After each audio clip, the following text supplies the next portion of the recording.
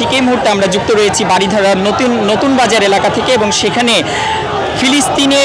যে গণহত্যা হচ্ছে সেই গণহত্যার প্রতিবাদে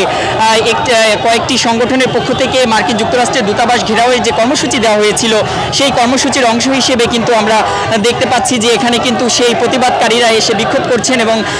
যেহেতু এটি একটি গুরুত্বপূর্ণ জায়গা সেই গুরুত্বপূর্ণ জায়গার নিরাপত্তা বিষয়টিকে মাথায় রেখে এখানে কিন্তু প্রশাসনের একটি গুরুত্বপূর্ণ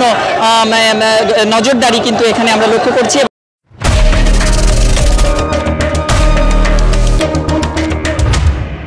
সেখানে কিন্তু আমরা দেখতে পাচ্ছি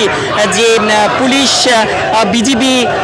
ব্যাটালিয়ন আনসার এবং সর্বশেষ সেনা সদস্যদের দিয়ে কিন্তু এখানে একটি নিরাপত্তা বলয় গড়ে তোলা হয়েছে এবং এখানে কিন্তু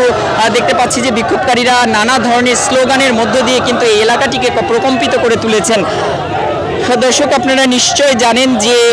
বিশ্বব্যাপী যে অবরোধ কর্মসূচিতে সাড়া দিয়ে এবং বিশ্বব্যাপী ফিলিস্তিনের যে হত্যাযজ্ঞ হচ্ছে ফিলিস্তিনে সেই গণহত্যার প্রতিবাদে কিন্তু সারা বিশ্বে সব জায়গায় কিন্তু বিভিন্ন ধরনের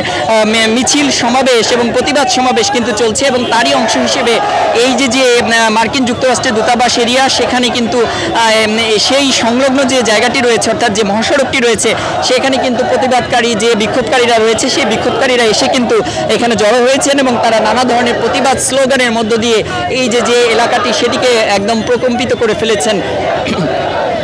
আমরা যদি এখানকার নিরাপত্তা ব্যবস্থাটি একটু ঘুরে দেখানোর চেষ্টা করি, এখানে কিন্তু প্রথম অবস্থায় ব্যাটালিয়নের যে আনসার সদস্যরা এবং পরবর্তীতে সেনা সদস্যরা এবং পরবর্তীতে বিজিবি এবং সর্বশেষ পুলিশ সদস্যদের দিয়ে কিন্তু এই এলাকাটিকে একদম নিরাপত্তার চাদরে ঘিরে রাখা হয়েছে।